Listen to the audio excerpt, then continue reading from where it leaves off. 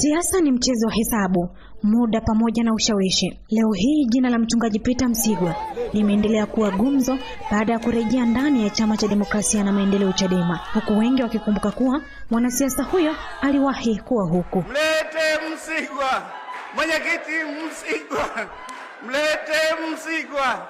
Siku chache baada ya kurejea kwake, uongozi wa Chadema jimbo la Iringa mjini umefanya kikao maalum cha bodi ya chama kwa lengo la kumkaribisha rasmi pamoja na wanachama wengine wapya na wale waliorejea. Hatua hii imezua hamasa mpya kwa wafuasi na wanachama wa chama hicho ndani ya mkoa wa Iringa.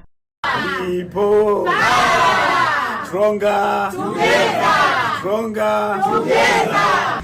Narudia tena, naomba mnisamehe kwa sababu tuliacha hizi vita kwa pamoja. Tulitakiwa tuendelee, nitakiwa nipambane, nigugumie humo, lakini kwa sababu labda ya wazungu wanasema ego, yani nilijiangalia mimi mwenyewe kwa sababu nimeumizwa sana, kwa hiyo lazima nijirudishie. Nadhani sikufanya vizuri, nilitakiwa nitulie, niendelee kupambana, lakini yameshatokea, ndio maana naombeni radhi sana.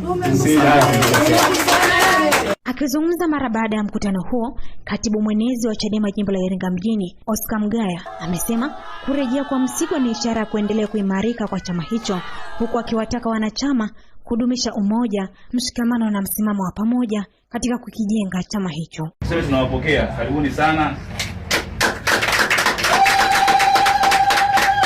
Tunawapokea kwa mikono miwili. Tunashirikiana kufanya kazi na wewe, tunajua mchango wako, tunajua uwezo wako wa kisiasa, tunajua personality yako kwenye siasa. Kwa hiyo tukaribishe sana, na kwa niaba ya hili ambaye ni mtendaji wa chama, na karibu sana mtendaji.